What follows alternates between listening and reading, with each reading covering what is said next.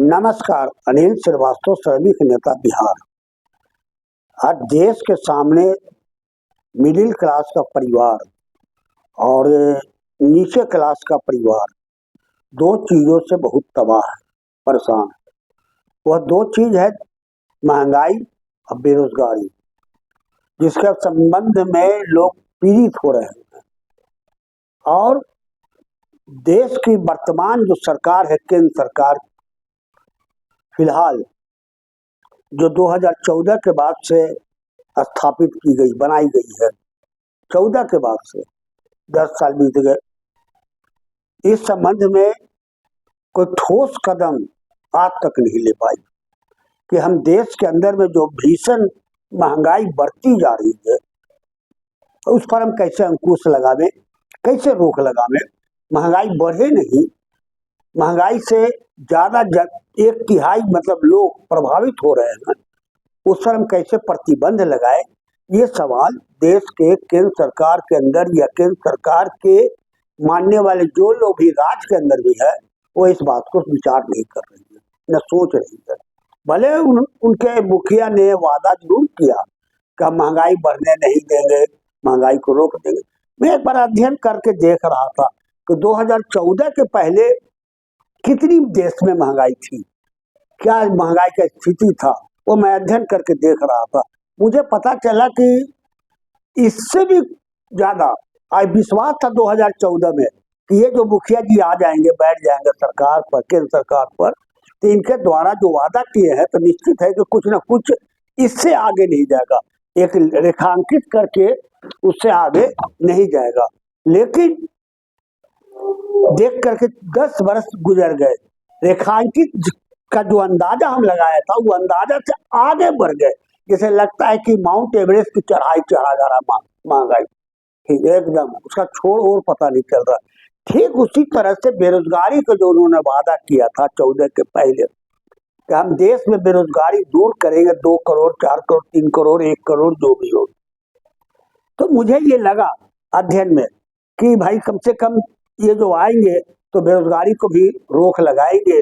लेकिन धीरे धीरे ये चीज देखा गया कि बेरोजगारी भी बढ़ती चली गई, हर जगह बेरोजगारी। अरे दुर्भाग्य तो ऐसा है इस देश के अंदर में कि देश का ये मिडिल क्लास का परिवार, पढ़ा लिखा नौजवान और जो लोअर क्लास के लोग हैं, जो नीचे स्तर पर काम कर रहे हैं, उन लोगों को योग्यता रहने के बाद भी BCA, BSc, graduate, non graduate वगैरह करने, लैपटॉप वगैरह जानने के बाद भी आज वो कमाने के लिए जब प्राइवेट में दौड़ते हैं, सरकारी तो मिलना ही नहीं है, प्राइवेट में दौड़ते हैं तो मात्र 12,000, 15,000, 10,000 में वो काम कर रहे हैं।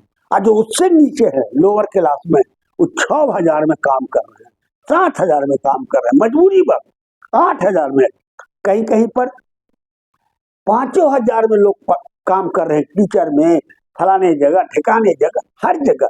ये स्थिति इस देश के अंदर में बना दी गई केंद्र सरकार के द्वारा। इस पर ध्यान नहीं है। भले केंद्र सरकार ऊपरी दिखाने के लिए वंदे भारत जैसे ट्रेन चलवा रही है, ऊपरी ढांचा ठीक ठाक है, लेकिन अंदर जो है तो मोकामा घाट बन चुका है।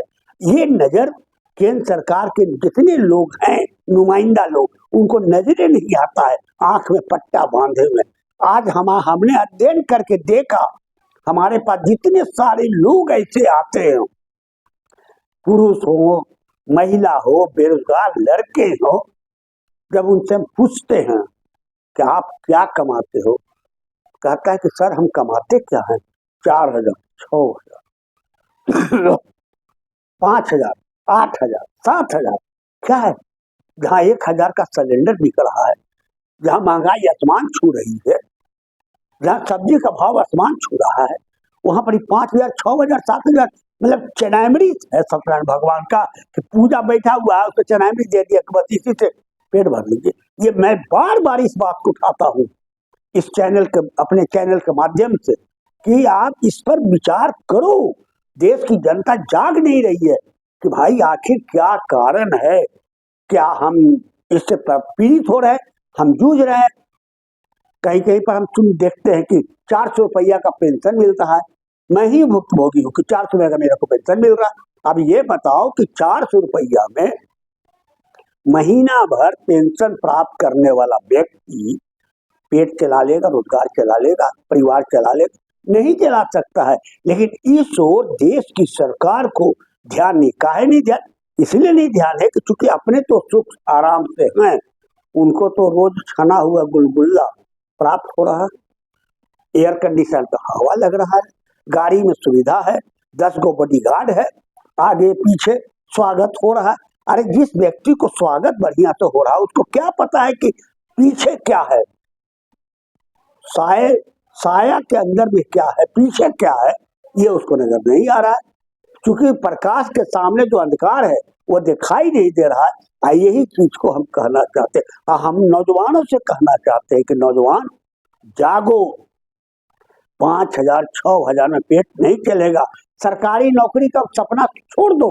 एक सरकारी नौकरी कहीं हो निकलती है, आवेदन पर आवेदन। अभी सिपाही ऐसा पोस्ट है जिसको हमारे टाइम में सिपाही में बहाली ऐसा ही हो जाया करता था, एसपी वगैरह के द्वारा बहाली कर लिया जाता था। आज कंपटीशन हो रहा है, कुछ मतलब ये हालात पर पहुंच गया है। हर अधिकारी को बहाली में जो पावर दिया गया था, एक मामूली सुपरवाइजर का भी पावर होता था कि किसी भी एक लड़के को बहाल कर लेता था अपने कर महकमा में। अब वो पावर सब छीन लिया, अधिकारियों से सारा चीज ब्लड को खींच लिया। केंद्र सरकार की नीति आई 2014 के बाद। अब कहा कि नहीं, अब आप बहाली नहीं करा सकते हो। यहाँ तक जितना भी बड़े से बड़े पोस्ट पर अभी रहे हो, लेकिन उससे कोई फर्क नहीं। इतना ना आपको कमजोर कर दिया, फिर भी आप गुमान से फूल हो, कम अधिकारी है, कुछ नहीं है। आप तुलना करो, पहले छोटा अधिकारी भी हर जगह बहाली कर लेता था, अधिकार था उसके पास, लेकिन आज वो अधिकार खत्म हो गया। अधिकार विहीन व्यक्ति बन चुके हो आप। सारा खून ब्लड आपके शरीर से द्वारा खींचा गया। अब फिर भी आप गुमान से हो। कलेक्टर में गुमान में है कि हम तो कलेक्टर हैं, कोई एडीएम है तो एडीएम गुमान है, कोई एसडीओ है तो एसडीओ में गुमान है, कोई और भी कोई बड़े पद पर गुमान में है। लेकिन आपके अंदर से जो ब्लड खींचा गया बहाली का, एक लड़के को भी आप बहाल नहीं कर सकते हो। ये आपके पावर नहीं है आपके अंदर में। ये स्थिति बना दिया गया 2014 के बाद। केंद्र की सरकार ने सबको प्राइवेटिज्म करते जा रहा है, आपके हाथ से ताकत छीन करके निजी शक्तियों को देते जा रहा है। और उसको ये पावर दे दिया कि आप जो चाहो कम पैसे में, 10 पैसे में, जहाँ 20 पैसा लगना चाहिए 10 पैसे में काम कराओ, हल्का फुल्का जैसे भी हो काम कराओ। वह शक्ति आपके हाथ से छीन करके सरकारी शक्तियों को निकाल करके आपको निजी शक्तियों में दे रहा। फिर भी आपको आंख से सुझाई नहीं पड़ रहा। ताज्जुब लगता है हमको। अरे आप देखो किस देश, ये देश की स्थिति को किस ओर ले जा रहे हो। केंद्र की सरकार, केंद्र के सरकार के अंदर जो राजनीतिक दल है भाजपा, किस ओर ले जा रहा है ये नजर नहीं आता। इसलिए मैं कहना चाहता हूं, मैं अनिल श्रीवास्तव, कि आप इस पर विचार करो। अगर कोई फुटपाथ पर रोजगार कर रहा है, पेट चलाने के लिए फल बेच रहा है, सामान बेच रहा है, उस पर आक्रमण हो रहा है, अरे भैया जाएगा कहाँ? सोचो। अगर उसको आप हर जगह रोजगार पर रोक लगाओगे, कमाने पर रोक लगाओगे, तो जाएगा कहाँ? इसलिए मैं कहना चाहता हूँ, हिंदुस्तान के अंदर मिडिल क्लास के परिवार और जो लोअर क्लास के तमाम लोगों से मेरा ये अपील है कि आप जागरण करो अपने अंदर, और सरकार के सामने, और सरकार के जो मानने वाले लोग ऐसे लोग हैं जो बड़का बड़का होड़ा बोड़ा लगाते हैं और नेताजी की तरफ फोटो खिंचवा के हाथ जोड़ले रहते हैं, एक आध प्रकट होते हैं, वैसे लोगों को मोहल्ले में रहते हैं आप पकड़िए और उनसे पूछिए कि हमारा क्या भविष्य होगा। आप उनसे भविष्य पूछिए कि हमारा भविष्य बताओ कि हम जाएंगे कहाँ जाएं। सरकारी नौकरी खत्म तो प्राइवेट में हम जाए 10,000 15,000 में कमाने के लिए, जबकि हम ग्रेजुएट हैं, एमए किए हुए हैं, एमएससी पास है, फिर हम प्राइवेट में नौकरी काहे करें? सरकारी नौकरी दो।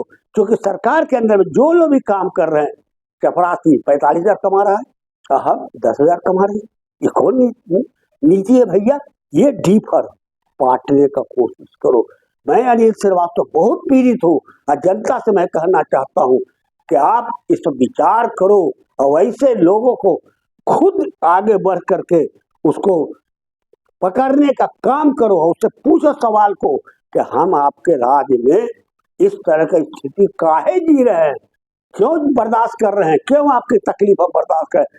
हम आपका जय जयकार नहीं करेंगे और नहीं करेंगे और एक ऐसी व्यवस्था बनावेंगे को व्यवस्था कम से कम महंगाई या बेरोजगारी पर अंकुश लगावे, रोक लगावे, ये ऐसी व्यवस्था हम इस देश को अंदर में बनावेंगे। और नौजवानों से अपील है कि आप भी तैयार बनो, बुलंद हो।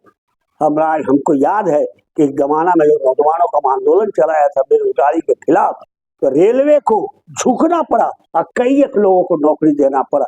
इसलिए मैं ये भी कहना चाहता हूँ बेरोजगार नौजवानों से कि आप पढ़े लिखे हो, संगठन बनाओ, अब बिना लड़ाई लड़े आपको कुछ नहीं होगा, कुछ नहीं मिलेगा। उसके खिलाफ आवाज उठाओ और संघर्ष करो, भले लाठी पड़े या कुछ भी हो, आप बर्दाश्त करो, आगे चलो। मैं भी एक व्यक्ति हूँ जो मुझे पहले टाइम में कई एक पुलिस के आक्रमण हम पर हुए, कई एक लाठियां चली हम पर, लेकिन आज भी हम ठहरे हुए हैं और चल रहे हैं। मेरे को ये नहीं समझना चाहिए कि मैं उम्र के हिसाब से नहीं, उम्र के हिसाब अपने जगह पर है। हम आज भी इन सारी चीजों को अध्ययन करते हुए इसके खिलाफ आवाज उठाते हैं। धन्यवाद। अनिल श्रीवास्तव, श्रमिक नेता, बिहार।